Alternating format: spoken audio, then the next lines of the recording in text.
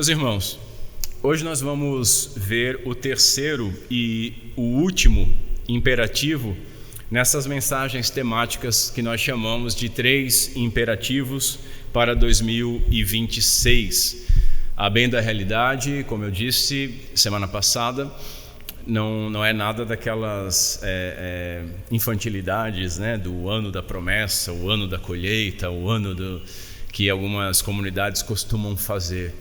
E eu acho interessante que essas comunidades nunca fazem o ano do arrependimento, o ano do quebrantamento, né? Nada disso, é sempre vitória, sempre, no máximo, colheita. Plantio, no máximo plantio. Não é nada disso. A ideia desses imperativos precisava de um nome, era para ser no início deste ano, mas nós poderíamos chamar muito melhor de imperativos da vida cristã, ou imperativos de uma vida piedosa. E o primeiro que nós vimos foi pratique ou obedeça, baseado nos versos de Filipenses capítulo 4, que diz: o que também aprendestes e recebestes e ouvistes e vistes em mim, isto fazei. Ou, em outra tradução, ponham em prática, e o Deus de paz será convosco. E Tiago, capítulo 1, que diz: sede cumpridores ou praticantes da palavra, e não somente ouvintes, enganando-vos a vós mesmos.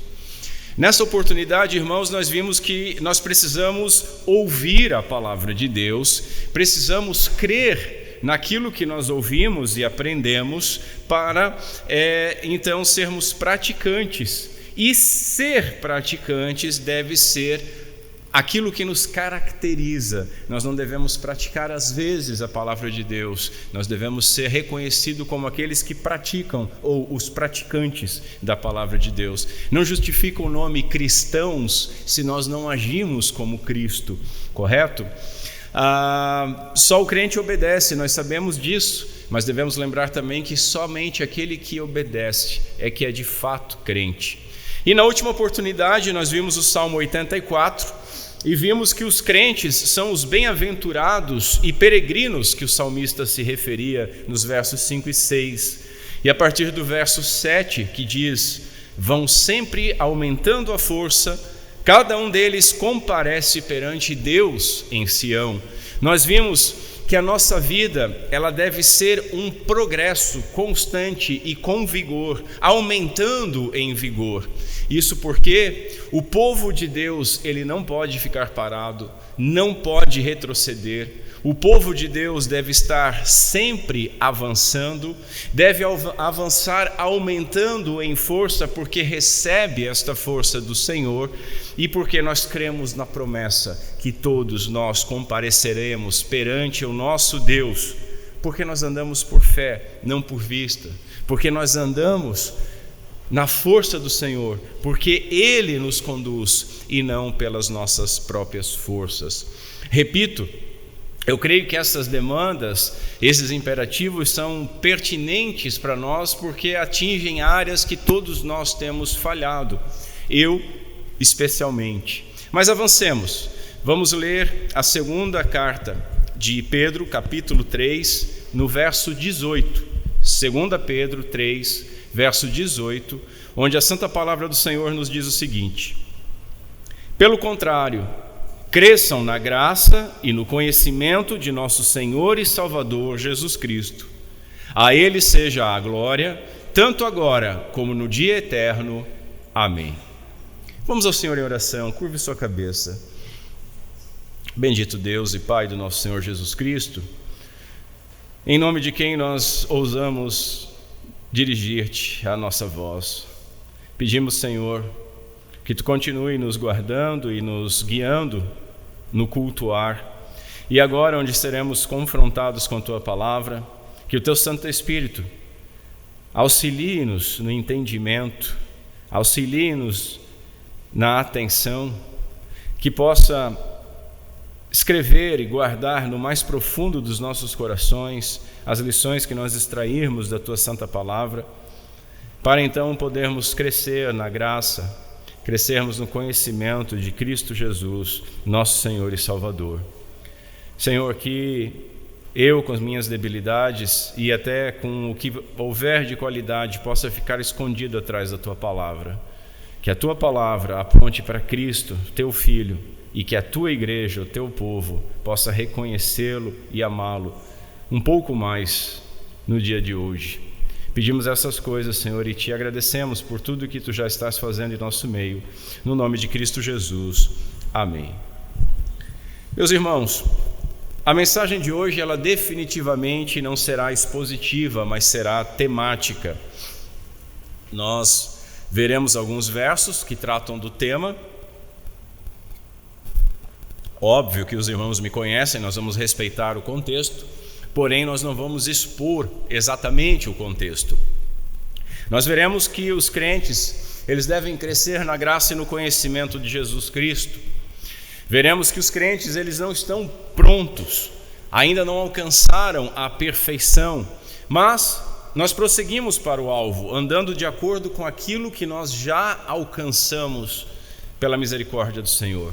E por fim nós aplicaremos como crescer e responderemos essa pergunta vendo que para crescer nós precisamos morrer, diminuir, perseverar, ser gratos e olhar para o autor e consumador da nossa fé, Jesus Cristo. Vejamos então, os crentes eles devem crescer. Vamos dar uma olhadinha rápida no contexto da segunda carta de Pedro. Nós notamos que Pedro ele colocou os ensinos apostólicos, como as suas cartas e as de Paulo, no mesmo nível dos escritos dos profetas. Nós vemos isso nos versos 1 e 2 e no 15 e 16 desse capítulo 3. Os cristãos, então, eles devem guardar essas instruções porque elas são palavras de Deus. É isso que ele está apontando. Pedro tratava aqui nesse capítulo da certeza da volta de Cristo, que era zombada por alguns que diziam que tudo permanecia exatamente igual desde o princípio. Verso 4. Contudo, eles ignoravam que Deus já interveio no mundo, como pelo dilúvio, e que novamente trará juízo. Versos 5 e 7 tratam disso. O ponto, meus irmãos, é que nós vivemos nos chamados últimos dias. O que são esses últimos dias? Aquele período entre a primeira e a segunda vinda de Cristo. Esse tempo inteiro é o que a Bíblia chama de últimos dias. E que falsos profetas hoje continuam zombando e colocando em dúvida essa esperança. Alguns fazem o caminho inverso e põem datas, né? Não, Jesus vai voltar tal dia, outros dizem que já voltou. Tem uma miríade de erros. Porém, o que nós precisamos entender é que o tempo de Deus, nosso Senhor, é diferente. Pedro vai dizer, citando o Antigo Testamento, que um dia é como 1000 anos. E assim, meus irmãos, fazendo essa conta, amanhã da ressurreição de Cristo é como se tivesse ocorrido há 2 dias atrás. Nosso Deus, Ele não retarda a sua promessa, versos 8 a 9. Ele não retarda a sua promessa, o seu tempo é perfeito. O aparente atraso é, na realidade, a expressão da paciência de Deus, e que não quer que ninguém pereça. Mas veja, que todos os seus eleitos, todos os seus escolhidos cheguem ao arrependimento. Verso 9. Então nós concluímos o quê? Que até o último escolhido de Deus nascer e se converter, esse tempo vai durar, mas vai durar até então. O dia do Senhor, o grande dia de juízo, virá como um ladrão, trazendo juízo e renovação da criação, versos 10 a 13. Nós devemos aguardá-lo ansiosamente, vivendo de maneira santa, vivendo de maneira piedosa, versos 11 e 12, orando para que o seu reino venha e removendo tudo aquilo que impede o nosso crescimento na graça. Então Pedro conclui este capítulo com uma exortação: cuidem para não serem arrastados pelo erro, mas cresçam na graça e no conhecimento de Jesus Cristo, versos 17 a 18. Sendo então moldados à sua imagem e semelhança. Portanto, os crentes, eles precisam, é necessário, é adequado crescer na graça e no conhecimento do seu Salvador. Vejamos então que os crentes devem crescer primeiro no conhecimento. Nós precisamos conhecer a palavra de Deus. Note que os 3 imperativos que nós vimos, eles tratam basicamente, a sua base é essa: precisamos conhecer a palavra. Se não conhecermos a palavra, não temos como praticar. Se não conhecemos a palavra, não temos como ter ânimo e avançar continuadamente em vigor. E se não conhecermos a palavra, não teremos o conhecimento do nosso Senhor Jesus Cristo, muito menos o crescimento. Precisamos conhecer a palavra. E precisamos crer na palavra, como palavra de Deus. Nós precisamos e devemos nos dedicar a estudar as Escrituras com diligência. Precisamos fazer aquele exercício que nós temos feito comunitariamente, se não todos, pelo menos alguns, de ler a Bíblia continuadamente. Para quê? Para nos apropriarmos das suas revelações históricas, das suas promessas, dos seus mandamentos, dos seus consolos, para que isso faça parte do nosso imaginário, para que isso esteja nos nossos lábios, nos nossos corações. Então, uma leitura contínua, de grandes porções e de capa a capa, é proveitoso e necessário. Mas também devemos ler ela meditando, ler com calma, ler pequenos trechos diariamente,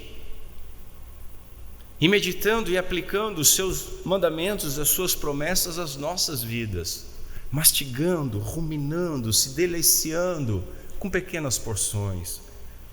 Para isso nós precisamos orar e precisamos depender do Espírito Santo de Deus para nos iluminar, para nos fazer amar e praticar aquilo que entendemos, aquilo que Deus revelou para nós por meio da sua Santa Escritura. Precisamos, irmãos, acreditar nas promessas de Deus com mais firmeza do que nós temos feito. Nós temos as promessas nos lábios quando é para falar para um irmão em aflição, mas a hora que é a nossa aflição, parece que essa palavra fica vazia, parece que uma nuvem de incredulidade nos cobre, e quando alguém vem falar da Bíblia, ainda a gente diz: eu sei disso,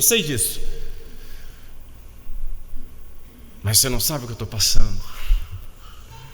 Aquilo que a gente não gosta de ouvir quando vai aconselhar, a gente acaba falando. Ou seja, nós precisamos acreditar nas promessas de Deus com maior firmeza. Irmãos, a Escritura Sagrada, a Bíblia, ela não é um livro de doutrinas, ela não é um livro de teologia sistemática, ela é a história redentiva de Deus. Ela tem começo, meio e fim. É a história de um Deus que fez uma aliança com o seu povo. A Escritura tem um personagem principal que é Jesus Cristo, nosso Senhor. Toda a Escritura, de capa a capa, aponta para Jesus Cristo, fala sobre Jesus Cristo, testemunha de Jesus Cristo, enobrece e enaltece Jesus Cristo. É Cristo, Cristo, Cristo, do começo ao fim. Toda a Escritura aponta para Ele. A Escritura é a história de Deus buscando e salvando uma noiva para o seu filho, por meio do sacrifício do seu próprio filho, no poder do Espírito Santo. É a Trindade toda envolvida, agindo, criando, redimindo e glorificando. Para crescermos no conhecimento de Cristo, é necessário que nós cresçamos no conhecimento das Escrituras. Sem conhecermos as Escrituras, jamais cresceremos no conhecimento de Cristo. E assim como a nossa nação é formada por analfabetos funcionais, as nossas igrejas são formadas por analfabetos de Bíblia, pessoas que não leem. Charles Spurgeon disse que sobre a Bíblia de alguns crentes tem pó suficiente para escrever os seus pecados neles. E eu temo ser verdade. Para conhecermos mais de Cristo é necessário conhecer as Escrituras. Veja, o próprio Senhor Jesus afirmou o seguinte: vocês examinam as Escrituras porque julgam ter nelas a vida eterna, e são elas mesmas que testificam de mim. João capítulo 5. Quando Jesus estava junto daqueles 2 discípulos incrédulos no caminho de Emaús, Jesus, começando por Moisés e todos os profetas, explicou-lhes o que constava a respeito dele. Aonde? Em todas as Escrituras. Lucas capítulo 24. Agora, para nossa vergonha, observe o que o apóstolo escreveu. A esse respeito temos muitas coisas a dizer, coisas difíceis de explicar. Veja, por que são difíceis de explicar? Ele continua: porque vocês ficaram com preguiça de ouvir. Preguiça de ouvir, preguiça de ler, preguiça de aprender. Continua ele: pois quando já deviam ser mestres. Por que deveriam ser mestres? Levando em conta o tempo decorrido, vocês têm o que ocorre, o que tem. Vocês têm novamente a necessidade que alguém lhes ensine quais são os princípios elementares dos oráculos de Deus. Passaram a ter necessidade de leite e não de alimento sólido. Ora, todo aquele que se alimenta de leite é inexperiente na palavra da justiça, porque é criança. Mas o alimento sólido é para adultos, para aqueles que pela prática têm as suas faculdades exercitadas para discernir não somente o bem, mas também o mal. Hebreus capítulo 5. Pelo tempo decorrido, nós vimos isso no primeiro imperativo do pratique. Quanto tempo nós temos de igreja? E ainda temos dúvidas nos princípios mais elementares. Fraquejamos nos princípios mais elementares. E temos curiosidade, comichão nos ouvidos de coisas que estão além do nosso conhecimento. É o dia da volta de Cristo, é o significado desse termo, o significado de 144 mil. Por que essa frase está aqui, pastor? Eu não entendo. Mas para chegar nessa frase você entendeu? Não. Então como é que você quer entender essa frase, filho? Os princípios elementares. Eu temo que isso seja verdadeiro a nosso respeito. Quantos podem dar a razão da sua fé com firmeza? Paulo, em outro lugar, ele também lamentou escrevendo: irmãos, não vos pude falar como a espirituais, mas como a carnais, como a meninos em Cristo. Com leite vos criei e não carne. Por que ele está falando isso? Ele diz: porque ainda não podíeis, nem tampouco agora podeis, porque ainda sois carnais. 1 Coríntios. Veja, a carnalidade dos coríntios foi comparada à infantilidade. Eles não aprendiam, eles eram como crianças em relação ao Evangelho. E como crianças, Paulo está dizendo, não no sentido de pureza, não no sentido de dependência, mas como crianças na incapacidade e na infantilidade diante de coisas tão altas. Novamente, será que isso não pode ser dito sobre nós? Eu temo que sim. Que Deus, o Espírito Santo, nos capacite a crescer no conhecimento do nosso Senhor e Salvador, Jesus Cristo. Mas os crentes, eles devem também crescer na graça. Como vimos, nós precisamos conhecer a palavra de Deus, crer nela, acreditar em suas promessas com mais firmeza do que nós temos feito. Graça, irmãos, graça é um dom divino, graça é o favor imerecido de Deus. Veja, é a graça que nos concede fé, arrependimento, amor, humildade. Nós somos salvos pela fé, e uma fé do tamanho de um grão de mostarda, de uma semente de mostarda, basta para nós sermos salvos. Nossa fé é uma dádiva divina, dádiva, graça, mas é concedida por Deus, da mesma forma como Ele nos concedeu músculos. Não vêm prontos. Olha os músculos do Ravi, olha os músculos do Augustus. Está ali, tem uma fibra muscular, uma ralinha. Precisa exercitar. A nossa fé é dada por Deus, mas precisa ser exercitada para crescer e desenvolver.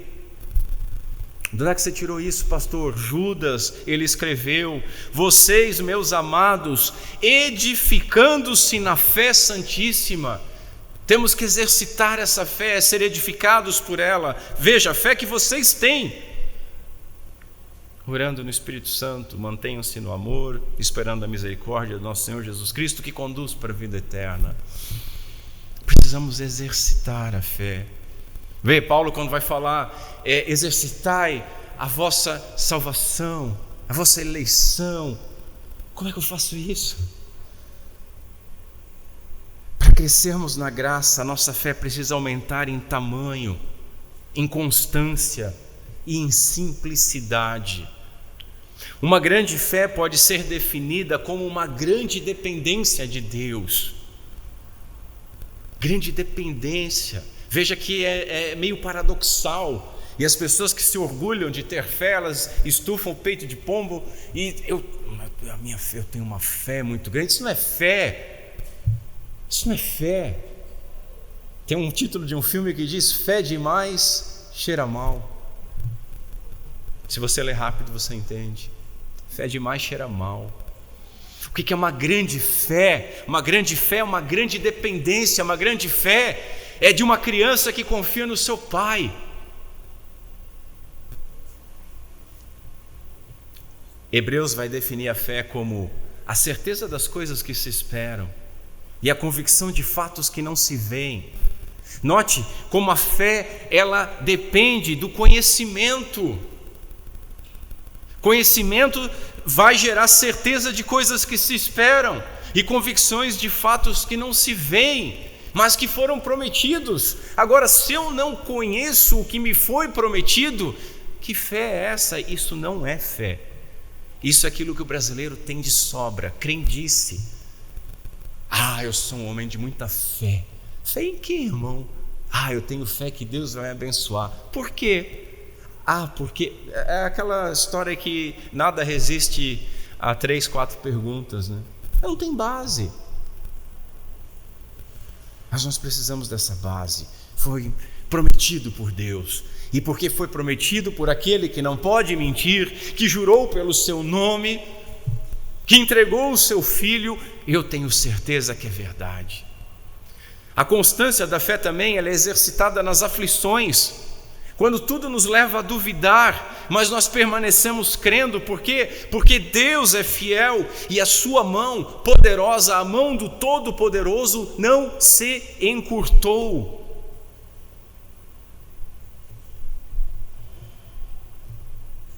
Por fim, a fé é simples.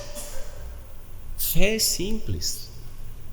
Uma criança pode exercer, um iletrado, um analfabeto, um homem do campo pode exercer, um rei ou um escravo pode exercer. Nós devemos ser como crianças. E aqui os irmãos vão olhar, e eu vou trabalhar com esse paradoxo várias vezes, porque se eu estou falando em cresça, como é que você está dizendo que tem que ser como crianças? Nós temos que ser como crianças, porque a fé é simples. Nós devemos ser como crianças que creem, que dependem, que esperam em tudo dos seus pais. A criança crê no seu pai, até que o seu pai começa a mentir para ela. Aí ela perde a fé, né? Se você fizer isso, eu vou te castigar. Aí a criança faz, ele não castiga. Perdeu a fé. Você não tem mais a confiança do seu filho. Mas Deus não é assim. Deus diz: eu vou castigar, e Ele castiga se você fizer. Ele diz: eu vou abençoar, e Ele abençoa se você também obedecer. Espera, a criança espera do seu pai. A criança espera a segurança do seu pai, espera a atenção do seu pai, espera o amor do seu pai, espera o alimento do seu pai. A nossa fé deve esperar essas coisas todas de Deus. E por fim,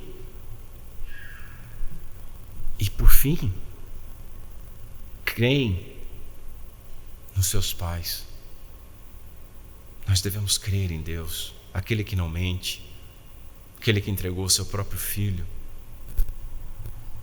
Pais humanos são falhos, nós sabemos disso, mas o nosso Pai que está nos céus é todo poderoso, é todo amor e é todo luz. Para crescermos na graça, nós devemos também crescer no amor. Veja, paixões e gostos são emoções, mas amor, meus irmãos, não é um sentimento. Amor é um mandamento. Amar a Deus sobre todas as coisas e o próximo como a ti mesmo. Isso não depende de, eu estou sentindo amor por Deus. Não, é mandamento. Você deve fazer estas coisas. Assim, meus irmãos, nós podemos e devemos pedir a Ele que o nosso amor por Ele se torne mais intenso, que influencie cada pensamento, palavra e ação da nossa vida. Isso é depender. A graça nos salva e nos capacita a amar a Deus sobre todas as coisas e ao próximo como a nós mesmos. É graça, não é força de carne, não é vontade do homem, é graça.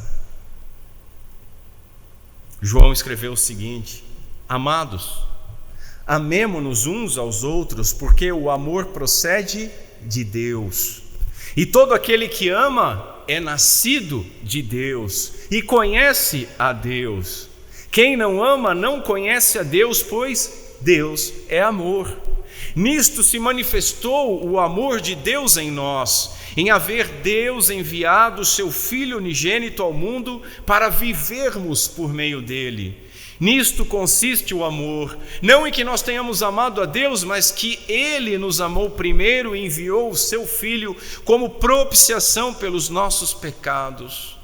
Amados, se Deus nos amou de tal maneira, nós também devemos amar uns aos outros. Nunca ninguém viu a Deus. Se amarmos uns aos outros, Deus permanece em nós e o seu amor é em nós aperfeiçoado. João escreveu isso na sua primeira carta. Para crescermos na graça, devemos crescer ainda em humildade. Um homem alvo da graça e consciencioso de que foi agraciado por Deus imerecidamente, sem merecer nada, ele irá se humilhar. Pois à medida que alguém cresce em humildade, também crescerá se aproximando mais e mais de Deus. A palavra de Deus nos convoca a sermos humildes. No Sermão do Monte, Jesus disse: bem-aventurados os pobres em espírito, porque deles é o reino dos céus. Aqui fala de humildade, não é pobreza financeira. Humildade. Pedro escreveu o seguinte: revesti-vos de humildade, porque Deus resiste aos soberbos, mas dá graça aos humildes. Sejamos, portanto, meus irmãos, cumpridores da palavra e não somente ouvintes, enganando a nós mesmos. Paulo escreveu lá em Filipenses: o que também aprendestes e recebestes e ouvistes e vistes em mim, isto fazei, e Deus de paz será convosco. Ele também escreveu: por isso eu sou prisioneiro no Senhor, peço que vocês vivam de maneira digna da vocação a que foram chamados, com toda humildade e mansidão, com longanimidade, suportando uns aos outros em amor, fazendo tudo para preservar a unidade do Espírito no vínculo da paz. Que Deus, o Espírito, nos capacite a crescer no conhecimento do nosso Senhor e Salvador, Jesus Cristo. Contudo, os crentes ainda não estão prontos, meus irmãos. E podemos dizer que a igreja de Deus, ela cresce em segredo. Veja, nós lemos lá no Salmo 139 o seguinte: Graças te dou, visto que de modo assombrosamente maravilhoso tu me formaste. As tuas obras são admiráveis, e a minha alma o sabe muito bem. Os meus ossos não te foram encobertos, quando no oculto fui formado e entretecido, como nas profundezas da terra. Os teus olhos viram a minha substância ainda informe, e no teu livro foram escritos todos os meus dias, cada um deles escrito e determinado, quando nenhum deles ainda existia. Essa passagem aqui, meus irmãos, fala sobre o poder criativo de Deus. Em sua onisciência, Deus ele não apenas sabe coisas sobre nós, Ele nos conhece. Verso 1 do Salmo 139. Ele nos conheceu antes de que fôssemos formados. Ele conhece as nossas palavras antes mesmo de nós falarmos. Verso 4. Ele conhece todos os dias futuros. Verso 15 e 16. Davi aqui ele estava contemplando a criação maravilhosa de cada homem como um embrião na concepção, formado de modo assombroso no ventre de suas mães. Versos 13 a 16. E aqui, meus irmãos, eu vou me utilizar do pastor e teólogo já falecido, Meyer, que fez um comentário que eu acho simplesmente fantástico, que ele enxergou aqui nesse texto. Ele diz o seguinte: o salmista fala do princípio da vida, descrevendo a formação da nossa natureza física. Podemos descobrir aqui a sugestão de uma analogia. Desde o seu início, a igreja, que é o corpo de Cristo, vem sendo formada em segredo e continua desenvolvendo-se, preparando-se para a sua manifestação em completa beleza e glória por ocasião da vinda do Senhor. Quando Cristo se manifestar, escreveu Paulo, então vós também sereis manifestados com Ele em glória. Lembremos também que a vida de Cristo, que opera em nosso coração, está sujeito a esse mesmo processo secreto. Eu achei isso formidável. A igreja é o corpo místico de Cristo. A igreja se encontra nesse processo de formação, sendo gestado aqui neste mundo, mas nem sempre sendo percebido pelos olhos dos homens incrédulos e muitas vezes, infelizmente, nem mesmo por nós mesmos cristãos. Não percebemos o nosso crescimento nem o crescimento da igreja. Cada membro da igreja é uma microcélula deste corpo místico. E Deus enxerga o final, nós não. Deus enxerga a igreja gloriosa, nós não. Deus enxerga a igreja triunfante, em glória com Ele eternamente, nós não. Assim, cada um de nós deve crescer individual e coletivamente, porque somos parte de um corpo que está crescendo, que está se desenvolvendo. Com todo respeito aos portadores de nanismo, mas o crente, ele não pode ser um anão espiritual. O crente ele não pode nascer de novo e começar a crescer e então parar. E a partir daí não crescer mais, apenas envelhecer. Nós precisamos desenvolver a nossa salvação. Precisamos crescer na graça e no conhecimento de Cristo. Não podemos ficar com o corpo mirradinho, mas desenvolver. O nascido de novo, ele começa como uma criança. E apontando para uma criança, Jesus disse certa feita: aquele que se humilhar como esta criança, esse é o maior no reino dos céus. Se humilhar como essa criança. O puritano Jonathan Edwards, ele comentou sobre esse verso o seguinte: a ternura do coração de um verdadeiro cristão é elegantemente representada pelo nosso Salvador ao compará-lo com uma criança. O corpo de uma criança é muito maleável, e assim é o coração de uma pessoa nascida de novo. Sobre Naamã, quando foi curado de lepra, se escreveu o seguinte na Escritura: a sua carne se tornou como a carne de uma criança. Quando nascemos de novo, somos regenerados e não importa a idade que temos, a nossa textura é aquela de pêssego, de pele de criança, macia. Continua o puritano, não só o corpo de uma criança é maleável, mas a sua mente também.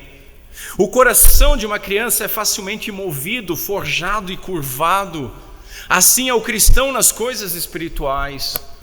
Uma criança tende a ser afetada por compaixão, a chorar com quem chora, a não suportar ver os outros em aflição, e assim ocorre com um verdadeiro cristão.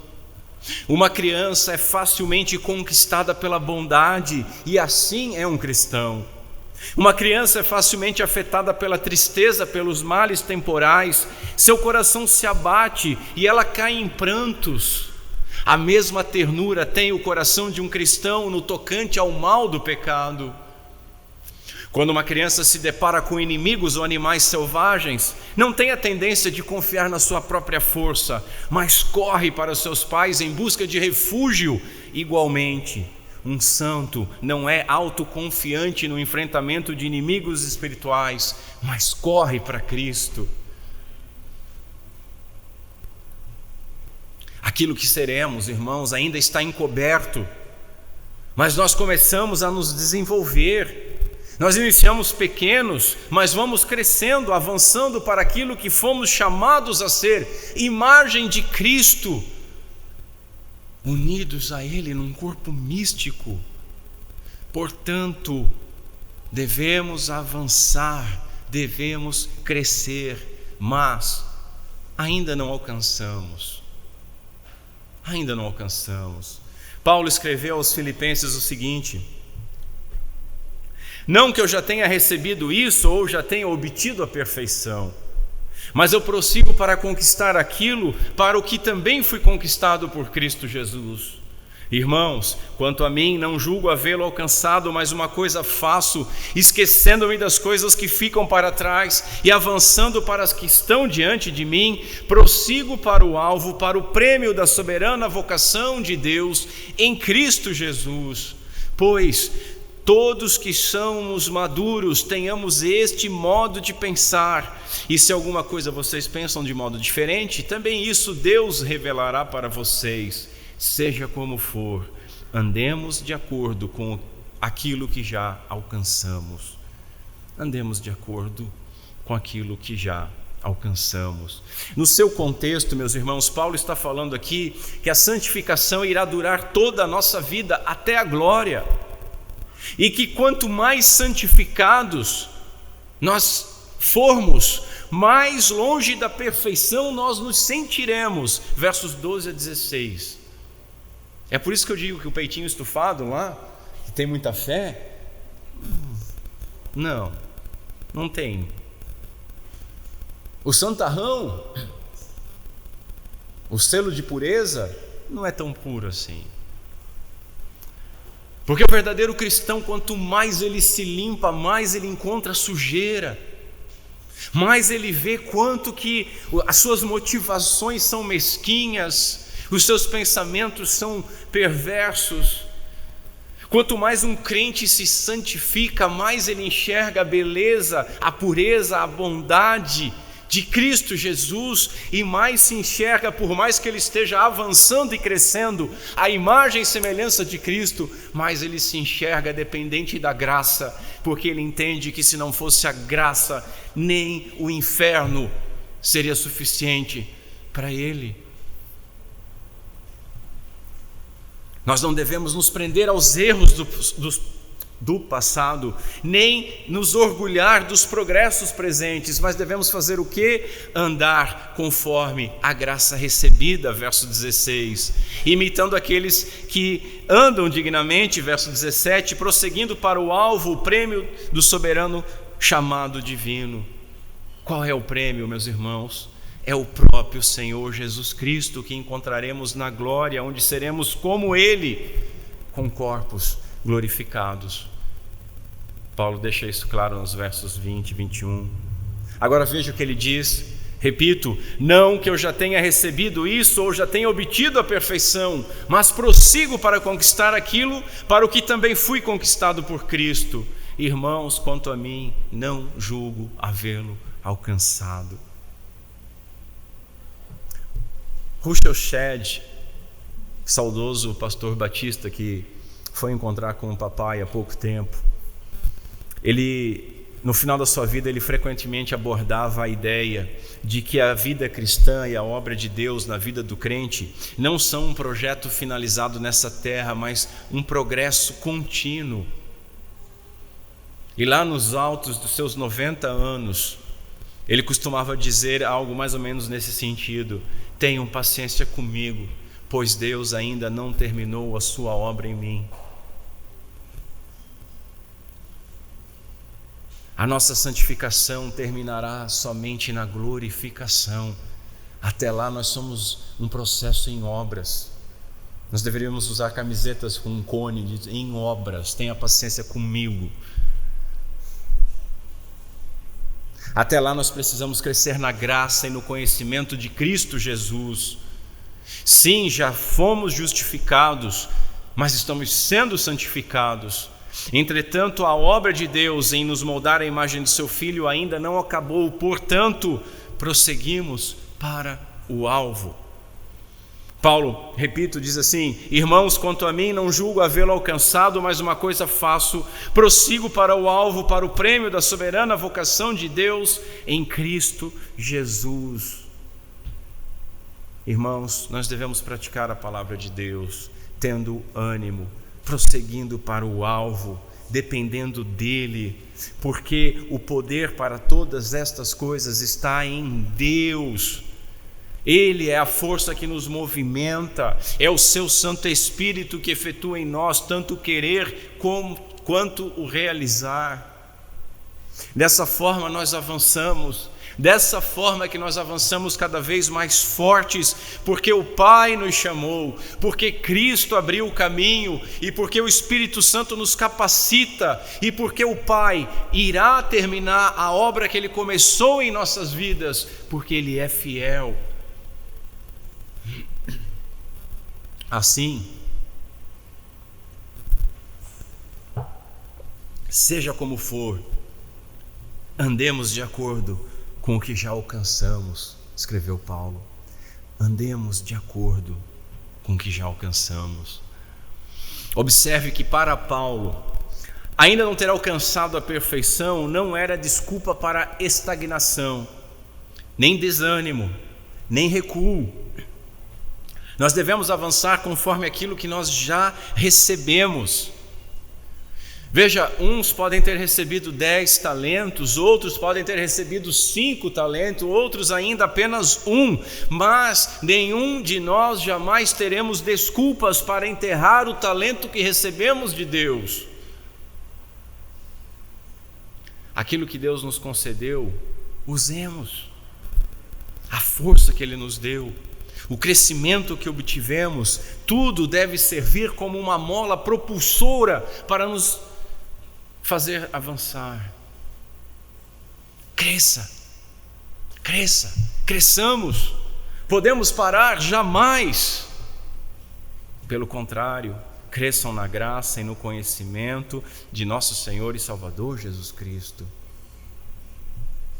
João escreveu assim: amados, agora, do jeito que nós estamos, agora somos filhos de Deus, mas ainda não se manifestou o que haveremos de ser. Sabemos que quando Ele se manifestar, seremos semelhantes a Ele, porque haveremos de vê-lo como Ele é. E todo que tem essa esperança nele se purifica a si mesmo, assim como Cristo é puro. Purifiquemos a nós mesmos, crescendo na graça e no conhecimento do nosso Senhor e Salvador Jesus Cristo. A Ele seja a glória, tanto agora como no dia eterno.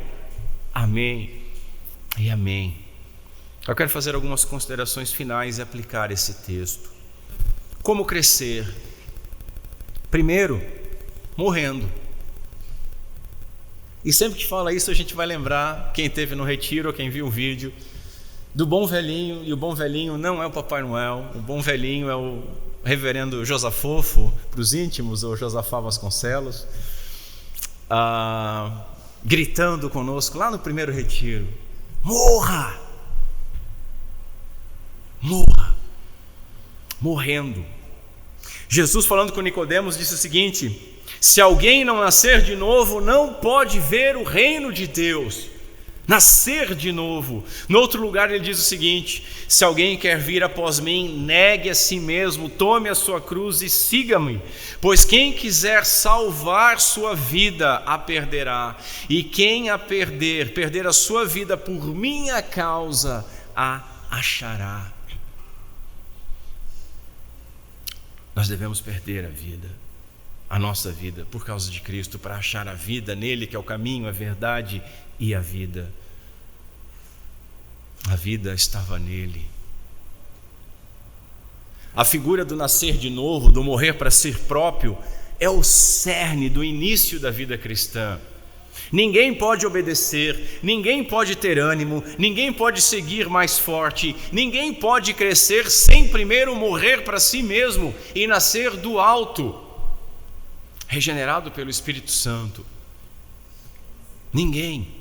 Paulo escreveu que Cristo morreu por todos, para que os que vivem não vivam mais para si mesmos, mas para aquele que por eles morreu e ressuscitou. Morrer para si mesmo e viver por Cristo, que morreu por nós e ressuscitou. O paradoxo cristão, então, é morrer para viver, se humilhar para ser exaltado, diminuir para poder crescer. Segundo lugar, como crescemos? Diminuindo. João Batista disse o seguinte: é necessário que Cristo cresça e que eu diminua. Aquele que morre para si mesmo deve continuar diminuindo, continuar se humilhando, dia após dia. Aquele que se humilhar como esta criança, esse é o maior no reino dos céus, disse Jesus. Em sua primeira carta, Pedro escreveu o seguinte: que todos se revistam de humildade no trato uns com os outros, porque Deus resiste aos soberbos, mas dá graça aos humildes. Portanto, humilhem-se debaixo da poderosa mão de Deus, para que Ele, em tempo oportuno, os exalte. Note que nesse texto aqui tem tudo que Pedro vai sintetizar no último verso da sua segunda carta. Qual é o verso? Cresçam na graça e no conhecimento do nosso Senhor Jesus Cristo. Cresçam na graça. E aqui o que ele diz? Que Deus resiste os soberbos. Mas o que ele faz? Dá graça aos humildes. Para crescer na graça, temos que ser humildes, porque Deus vai dar o crescimento de graça. Quanto mais nos humilharmos em tempo oportuno, escreveu Pedro, mais Ele nos exaltará. Jesus ensinou: quando alguém convidá-lo para um banquete, vá se sentar no último lugar, para que quando vier aquele que o convidou, diga a você: amigo, venha se sentar num lugar melhor. Porque todo que se exalta será humilhado, e o que se humilha será exaltado. Spurgeon, comentando esse verso, escreveu o seguinte: quando a vida da graça começa na alma, nós realmente nos aproximamos de Deus. Mas à medida que o cristão cresce na graça, embora ele nunca se esqueça da sua posição e nunca perca aquele santo temor que deve envolvê-lo por estar na presença de Deus, ele é chamado mais alto para maior acesso a Cristo Jesus. Para crescermos, devemos ser humildes. E ao crescermos e nos aproximarmos de Deus, devemos continuar crescendo na graça e no conhecimento de Cristo, crescendo em humildade. Podemos chamar isso de um círculo virtuoso. Quanto mais humildes nós formos, mais nós vamos crescer em graça. E quanto mais crescermos em graça, mais humildes seremos. Terceiro lugar, como crescemos? Perseverando. O crescimento exige perseverança, é um processo contínuo. Quando acabou de falar, Jesus disse a Simeão: leve o barco para o lugar mais fundo do lago e então lancem as redes de vocês para pescar. Todos conhecemos essa história. Em resposta, Simão disse: mestre, havendo trabalhado toda a noite, nós nada apanhamos, mas sob essa tua palavra lançarei as redes. O que eu quero dizer com isso, irmãos? O que aconteceu aqui? Eles obtiveram uma pesca maravilhosa. Eles, uma noite inteira tentando pescar, não pescaram nada. Cristo mandou jogar a rede mais uma vez. Eles jogaram a rede mais uma vez e tiveram uma pesca maravilhosa. Nós podemos ter desanimado e parado de crescer, ou podemos ter parado de crescer e desanimado por isso. Mas hoje, nesta manhã, o Senhor está nos dizendo o seguinte: lancem suas redes. Lancem suas redes. E não adianta nós dizermos: Senhor, nós tentamos há 10 anos, há 20 anos, há 30 anos. Ele não está preocupado com isso. Ele diz a nós: lancem as suas redes. Os nossos esforços foram vãos até aqui, porque foram sem fé, porque foram esperando no braço da carne, esperando em mérito, esperando em reconhecimento. Desanimamos fácil por qualquer coisa, mas obedeçamos ao Senhor hoje. Cresçam na graça e no conhecimento do nosso Senhor e Salvador Jesus Cristo. Como fazemos isso? Vamos estudar as Escrituras com esse desejo, nos humilhando diante das suas poderosas mãos, de um Deus amoroso que em Cristo nos chama de filhos. Filhos. Qual é o pai que não quer ensinar o filho? E Pai está nos convidando, nos convocando, nos chamando a crescermos no conhecimento de Cristo Jesus. Ele ordenou que nós cresçamos e Ele nos dá os meios, porque Ele não aceita nada que não venha dEle próprio. Ele nos dá os meios, então usemos, não desanimemos e perseveremos. Quarto lugar, como crescemos? Sendo gratos. O crescimento envolve gratidão. Devemos ser gratos por tudo o que recebemos até agora. Vou citar de novo o puritano Jonathan Edwards, que escreveu o seguinte: seja exortado a crescer cada vez mais nessa índole e disposição. É o que faz você brilhar muito mais do que qualquer outro tipo de homem que é pecador e hipócrita. Não se exalte em qualquer pensamento da sua própria bondade ou dignidade. Dê a Deus todo o louvor. Pois quem foi que te faz sobressair? E o que tens tu que não tenhas recebido? Escreveu Paulo. Não busque o aplauso e o elogio dos homens. Deixe Deus receber o louvor e depois Ele o louvará. Deleite-se em ter o seu coração quebrantado pelo pecado, em humilhar-se aos pés da misericórdia, e que seja o seu prazer exaltar a Deus em seu coração, e por seu reconhecimento, reconhecer a Deus em gratidão. Cresçam na graça e no conhecimento do nosso Senhor e Salvador Jesus Cristo. A Ele seja a glória, tanto agora como no dia eterno. Em último lugar, nós crescemos olhando. Crescemos olhando. Como assim, pastor?